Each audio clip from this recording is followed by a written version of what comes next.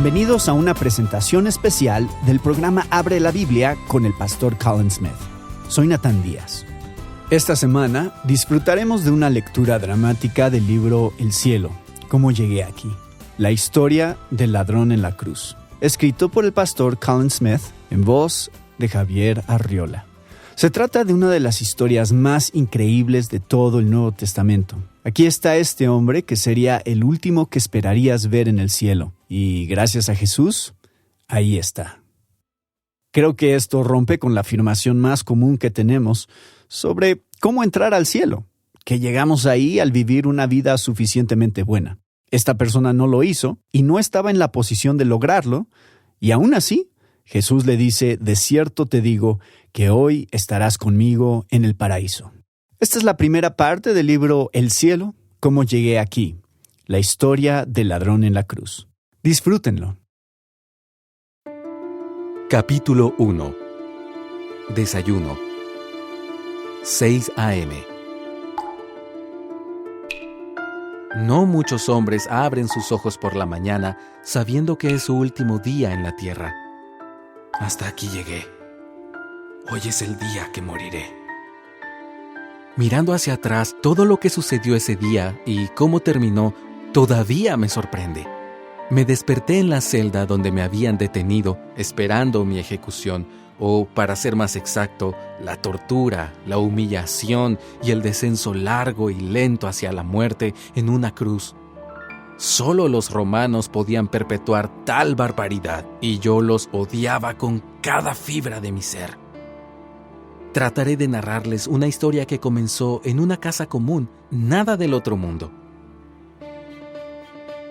Mi padre vivió modestamente como constructor, mientras mi madre, quien marcó el ritmo de nuestra familia, se entregó a criar sus hijos en el camino correcto. Debido a que éramos judíos, la sinagoga era una parte habitual de nuestra vida familiar, como también lo era el viaje cada año al templo de Jerusalén. Mi madre, una mujer de fe extrema, se aseguraba de que estuviéramos bien instruidos en las enseñanzas de nuestros padres. Dios es clemente y compasivo, decía ella, lento para la ira y grande en amor. Ella también nos enseñó los 10 mandamientos y con ellos una larga lista de reglas extraídas de las Escrituras, de los rabinos y de su propia fuente de sabiduría. Su mundo era sencillo. Había un camino correcto para vivir y un camino malo. Si vivía de la manera correcta, todo terminaría bien. Si vivía en el camino equivocado, era mejor que tuviera cuidado. Dios te está mirando, decía. Él lo ve todo y nunca se olvida. Él se acuerda de lo bueno y se acuerda de lo malo. Siempre cosechas lo que siembras. Su libro favorito en las Escrituras era el libro de Proverbios. Todavía puedo oír su voz diciéndome, el comienzo de la sabiduría es el temor del Señor. Entonces ella me preguntaba, ¿temes tú a Dios? Nunca se me ocurrió que pudiera haber otra opción. Como la mayoría de los niños, prácticamente aceptaba todo lo que mi madre me enseñaba acerca de Dios, hasta que llegué a mi adolescencia y empecé a hacer preguntas respecto a Dios y la autoridad en general. A la edad de 13 años, se produjo un punto crucial e importante en mi vida. Cuando vi de cerca la injusticia que se entretejía en la trama de nuestra vida como nación. Mi padre trabajaba muy duro para sostener nuestra familia, pero la imposición de impuestos intolerables por el ejército romano invasor hacía nuestro modesto estilo de vida aún más difícil de mantener. Ese día en particular, el recaudador de impuestos llamó a la puerta con su más reciente demanda infundada. Recuerdo la mirada de dolor e impotencia en el rostro de mi padre. Era como si le hubieran destrozado la espalda y aplastado su espíritu. Todos sabían que el sistema estaba plagado de corrupción. Pero, ¿qué se puede hacer cuando el poderío de un brutal ejército está detrás de ese pequeño y baboso recaudador de impuestos? Ver el rostro de mi padre de esa manera me puso furioso. ¿Qué derecho tenían estos impostores de marchar en nuestra tierra y demandar nuestro dinero? ¿De cuándo acá les debíamos a ellos? Todo esto era una injusticia y aún siendo joven, eso me puso mal. Simplemente no era justo. Nuestra visita anual al templo en Jerusalén había sido siempre algo importante en la vida familiar. Piense en unas vacaciones con su familia extendida y tendrá una idea. Mi primera impresión del templo fue de asombro y estupefacción. El tamaño del edificio, la solidez de las murallas, el ruido de las multitudes y la actividad incesante en el templo me dejaban sin aliento. Sin embargo, a medida que pasaban los años, mis preguntas aumentaban. Los sacerdotes me ofrecían una dieta incesante de reglas y moralidad. Sabiduría para la vida, ellos lo llamaban. Pero, ¿qué estaban haciendo ellos sobre la injusticia flagrante de la opresión siempre presente de Roma, que era evidente para todos? Nada, por lo que pude ver. Poco a poco llegué a la conclusión de que el templo, los sacerdotes y toda la estructura moral eran sumamente irrelevantes ante los problemas reales de la vida de nuestro pueblo. Con el tiempo, el odio que sentía hacia Roma se manifestó en un creciente resentimiento hacia el templo, sus reglas y su Dios. Parecía que los sacerdotes y los profesionales religiosos estaban metidos en un absurdo juego, mientras todo el tiempo ignoraban los problemas sociales que debían abordarse realmente. Veía cómo la gente depositaba el dinero en el tesoro del templo y pensaba acerca de cómo ese dinero podría utilizarse para financiar los pequeños grupos rebeldes que luchaban por la libertad y estaban dispuestos a arriesgar sus vidas en contra de la ocupación romana. Pero eso no sucedió. En cambio, el dinero depositado en las arcas del templo era utilizado en el interminable mantenimiento de edificios y sacerdotes que, por lo que podía ver, tenían poco que ofrecer. Reglas, moralidad, ¿a dónde todo eso nos estaba llevando? ¿Qué podría lograr todo eso? En algún lugar de estos pensamientos de ansiedad e ira, una rebelión nació en mi corazón. Así que no se sorprenda cuando le digo que el templo fue el escenario de mi primer robo, a la edad de 15 años. Yo había estado viendo cómo la gente depositaba su dinero en el arca y estaba sorprendido por el bajo nivel de seguridad. Sería tan fácil para mí, pensé, tomar el dinero del tesoro, así como lo era para ellos poner el dinero. Si los sacerdotes no iban a darle buen uso a ese dinero, tal vez yo lo haría. A medida que el pensamiento se concretaba, surgió una decisión. Mis palmas comenzaron a sudar mientras observaba y esperaba el momento adecuado. Luego, con el dinero en la mano, di un paso hacia la cuenca donde se depositaban las ofrendas. Fingí dejar caer mis monedas y en el mismo movimiento recogí un puñado de dinero. Mientras salía, estaba seguro de que una gran mano me empuñaría por el hombro y sería confrontado. Pero eso nunca sucedió. Yo había cometido el crimen perfecto. Y por mucho que odiara admitirlo, se sentía bien. Mi robo al tesoro plantó la semilla de un esquema mayor para un propósito más grande. Alguien tenía que hacer algo audaz y eso se convirtió en la ambición de mi vida. Cada vez que yo robaba, se me hacía más fácil. Tuve alijos mucho más grandes y mucho menos miedo a las consecuencias. Con el tiempo, me volví arrogante en mis crímenes y perezoso en mis esfuerzos por ocultarlos. Después de estar años robando, mintiendo y aprovechándome de otros, las consecuencias de mi estilo de vida finalmente me alcanzaron. La gran mano de la ley que había eludido durante tanto tiempo se posó en mi hombro y me llevó a la celda donde ahora narro el último día de mi vida. Un fuerte golpe resonó en la puerta de la celda, mientras un guardia sin corazón entraba con una taza y un plato en la mano. ¡Desayuno!, dijo mientras escupía en mi comida. Disfrute de su última comida. La puerta se cerró y me quedé sentado solo, impotente, mirando la pared de mi miserable celda. Este fue el final de la línea para mí, y sentí como si el diablo se posara en mi hombro. Me esperaba un día de dolor insoportable, y sabrá Dios qué otras cosas más enfrentaría. La rabia contra Roma me había energizado, y ahora estaba en las manos de la gente que odiaba. Me atreví a resistir su poder, y sabía que no me iban a mostrar misericordia. Harían un ejemplo de mí y usarían mi dolor para detener a cualquier alma viviente que pudiera considerar seguir mi ejemplo. Mientras consideraba el día que se extendía frente a mí, decidí no mostrar ninguna debilidad. Los romanos podían destrozar mi cuerpo, pero nunca destruirían mi espíritu. Me determiné a morir de forma desafiante.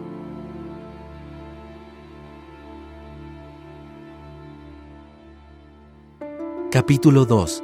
Odio. 9 a.m. La primera vez que vi un cadáver tenía unos 7 años. Nuestra familia estaba en Jerusalén para la semana de la Pascua y como cualquier niño normal me alejé de mis padres. Acabé en una zona conocida como el corredor de la ejecución, donde vi a los soldados y otras personas contemplando el cuerpo ensangrentado y sin vida de un hombre que había sido crucificado ese mismo día. No podía quitar mis ojos de ese hombre. Estaba tan cerca de mí que podía alcanzar y tocar sus pies. No se parecía a nada de lo que mi pequeña imaginación se hubiera atrevido a imaginar. Yo nunca habría soñado que años más tarde estaría enfrentando la misma suerte. Otras 2 personas compartieron mi calvario el día en que fui crucificado. Uno tras otro nos fueron clavando en nuestras cruces. Yo no pude ver a los guardias hacer su trabajo con la primera víctima, pero vi de cerca cómo la segunda fue empujada hacia adelante. Colocaron en el suelo una gran viga de madera y un momento más tarde, la víctima, que había sido derribada por un guardia, estaba acostada en ella. Uno de los soldados pisó el antebrazo derecho del hombre, fijándolo a una segunda viga. Luego, vinieron los clavos. Un grito agonizante rasgó el aire matutino cuando la mano de la víctima fue atravesada por la punta romana. 4 veces escuché ese horrible chillido. Esto es lo que ocurre con los ladrones, gritó uno de los guardias. Sus palabras parecían ser dirigidas a la multitud y no a la víctima, con quien no tuvo ninguna consideración. Luego, seguí yo. No hay palabras para describir el dolor de la crucifixión. Todo lo que puedo decir es que el odio fue el que me sostuvo. Me determiné a no mostrar ninguna debilidad. Fijé mis ojos en el guardia con el martillo y lo odié. Me miró por un breve momento, pero al ver la intensidad en mis ojos, desvió su mirada. Me mantuve mirándolo y me armé de valor mientras él consentía en su acto macabro. Pero lo peor estaba por suceder. Luego de preparar mi cuerpo para ese instrumento de tortura, me levantaron y dejaron caer la viga en un hoyo hecho en la tierra. El peso de todo mi cuerpo produjo un dolor abrasador a las heridas de mis manos. Mi único alivio fue hacer presión con mis piernas para transferir el dolor más intenso hacia mis pies. Encontré que podía respirar cuando el peso estaba en mis pies, así que desarrollé un modo de ritmo donde podía quedarme colgando de las manos un rato y luego hacer presión con mis pies. De todas las maneras, la agonía era constante. La primera víctima fue claramente un objeto de una atención inusual. Su cruz había sido puesta en el centro y la cruz de la segunda víctima y la mía estaban justo a cada lado de esta, a pocos pies de separación. Yo estaba completamente absorto en mi propio dolor y no me había dado cuenta de él hasta que lo escuché hablar. «Padre, perdónalos», dijo. «¿Perdónalos? ¿Quién es este hombre? ¿Algún tipo de santo?» Toda mi vida se me hizo difícil hasta pensar que podía perdonar a las personas que habían sido injustas conmigo. Guardé resentimientos por años sobre cosas pequeñas que las personas me dijeron o me hicieron. La idea de perdonar a esos verdugos por mutilar nuestros cuerpos y que aparentemente lo disfrutaban, tiene que estar bromeando. Yo los odiaba. Cualquiera que pudiera perdonarlos no era mi amigo. Mientras me volvía hacia él, vi el letrero encima de su cabeza.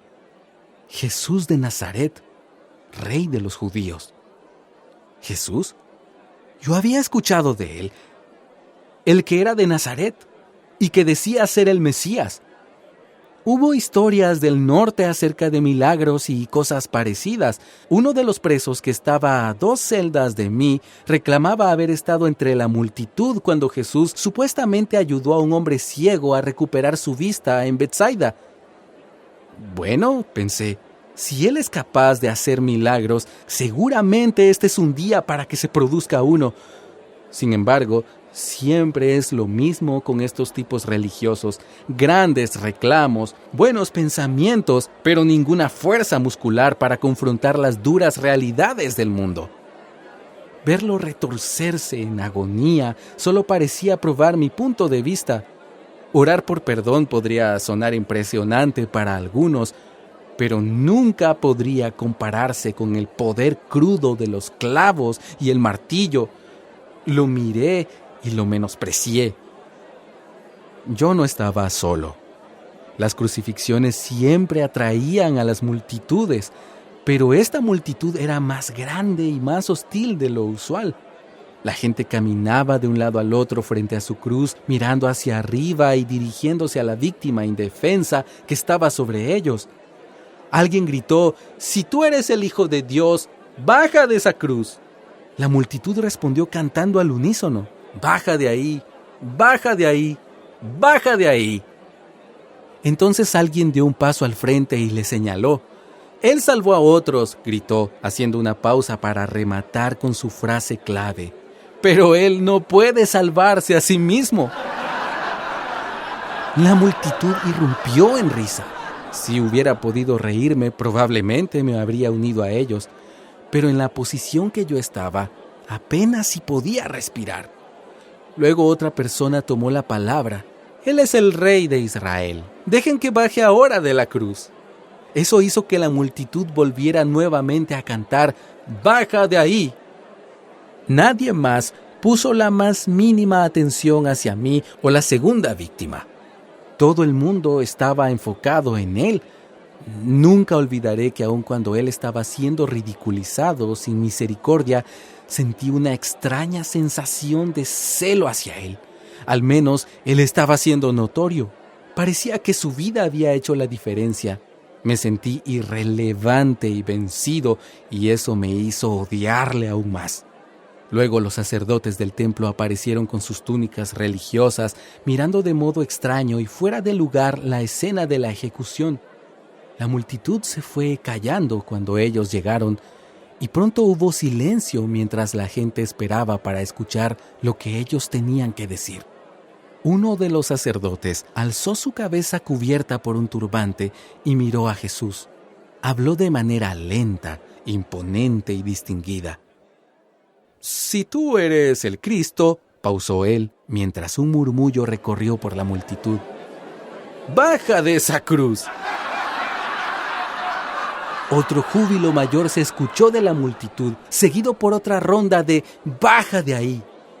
El sacerdote miró a la multitud, sonrió con aprobación y luego se acercó a ellos como si fuera a compartir un secreto.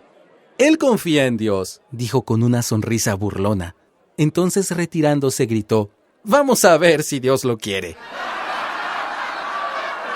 La multitud vociferó con risa. Luego alguien de la multitud dio un paso al frente y señalando a Jesús gritó: «Tú dijiste que destruirías el templo y lo reconstruirías en 3 días. ¡Sálvate a ti mismo!».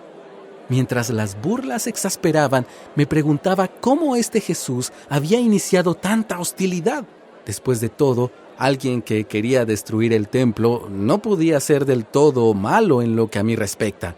Parecía obvio por la etiqueta sarcástica «Rey de los judíos» y las palabras de la multitud que él había proclamado ser el Cristo, el libertador que Dios había prometido en las Escrituras. Nuestra cultura había sido formada por la promesa de un redentor, un campeón o salvador, a quien Dios enviaría para libertar a su pueblo de las garras de Roma. Diferentes versiones sobre qué persona pudiera ser y qué haría circulaban ampliamente en nuestra comunidad. Los tipos religiosos estaban buscando un maestro, los radicales un revolucionario y los místicos un obrador de milagros. Lo único que ellos tenían en común era que estaban buscando a alguien que pudiera cumplir sus agendas y hacer lo que ninguno de nosotros podía hacer solo. Había vivido lo suficiente como para saber que encontrar al verdadero Cristo no era una tarea fácil. De tiempo en tiempo, alguna persona trastornada reclamaba ser el Cristo. La gente le daría una mirada de «aquí vamos de nuevo», pero serían pocos los que le tomarían en serio. De vez en cuando, alguien con suficiente credibilidad para atraer a un público se levantaba, pero nunca duraba mucho tiempo. Las autoridades del templo consideraban que era su responsabilidad proteger a la nación de cualquier persona que deseara ser el Cristo. Cuanto más seguidores tuviera, más rápida y más dura sería la retribución. Así que Jesús había afirmado ser el Cristo y allí estaba, a unos pasos de mí, pagando el precio cruel. Yo había visto esto antes en los hombres a quienes había apoyado con mis fondos robados. Durante un tiempo parecía que alguien se abriría paso y nos llevaría a la victoria, pero los aspirantes a líderes siempre eran capturados y algunos desaparecían para no ser vistos de nuevo. Si la multitud era para que creyeran, parecía que este Jesús había añadido más sal a la herida al afirmar que era el Hijo de Dios. Si eres el Hijo de Dios, habían dicho, baja de la cruz. Lo que significaría ser el Hijo de Dios era algo vago para mí entonces, a pesar de que es maravillosamente claro ahora que estoy en el cielo. Los nombres describen el carácter de las personas en nuestra cultura. Si usted fuera una persona miserable, su nombre podría ser descrito como hijo de la miseria. Si anima regularmente a otros, podría ser llamado como hijo de consolación. Por eso, hijo de Dios debería describir a una persona que encarnaba todo lo que Dios es. La improbabilidad de esto pudiera parecerle obvio, pero de acuerdo a la multitud, Jesús había afirmado ser el Hijo de Dios, así que apenas fue sorprendente escucharlos cuando le lanzaron este reto: si eres el Hijo de Dios, baja de la cruz. El dolor abrazaba todo mi cuerpo mientras presionaba sobre mis pies para tomar otra bocanada de aire. Era difícil saber cuánto tiempo había transcurrido desde las 9 de la mañana que me habían crucificado. Los minutos parecían horas, pero por la posición del sol en ese momento supuse que eran como las 10 de la mañana, una hora que pareció una eternidad. Ya me era claro que al transcurrir el tiempo sería cada vez menos capaz de sostener mi peso y a la vez menos capaz de respirar. Me estaba acercando lentamente al callejón sin retorno de la muerte. Esta fue una poderosa imagen sobre la condición del ladrón. Alguien lleno de odio y rechazo, tan lejos de Dios como era posible. Y lo increíble es que casi al final, Jesús le dice: estarás conmigo en el paraíso. Si hay esperanza para este hombre en Jesucristo, entonces hay esperanza para todo aquel que se sienta lejos de Dios hoy. Conforme avancemos en los siguientes capítulos, veremos este enorme cambio que experimentó el corazón del ladrón. Había derramado todo su odio manifestándolo en insultos para todas las personas presentes, incluyendo a Jesús. Y, de repente, comienza a darse cuenta que este Mesías realmente lo amaba. Y este es el gran cambio, cuando una persona llega al punto de decir: me he estado escondiendo de este Cristo cuando debería pedirle que me ayude. A este punto llegó el ladrón, y Jesucristo lo ayudó. Tanto así que le dijo: de cierto te digo que hoy estarás conmigo en el paraíso. Esto es lo que deberíamos hacer cuando estamos en pecado, darnos cuenta de que podemos dejarlo atrás si le pedimos ayuda a Él. Antes de terminar, queremos invitarte a visitar abrelabiblia.org/cielo, donde podrás ver una película de 1 hora basada en este libro. También puedes descargar un devocional de 30 días que contestará las preguntas más importantes sobre el cielo. Para acceder a estos recursos gratuitos, visita abrelabiblia.org/cielo.